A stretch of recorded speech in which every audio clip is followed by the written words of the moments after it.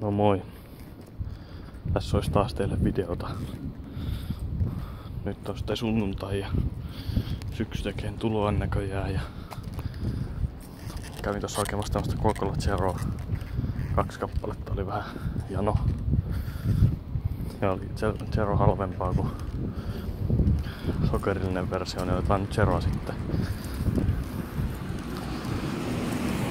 Joo, tosiaan. Täällä on tämmönen kolea sää ja pilvet paistaa ja onneksi ei vettä sada ja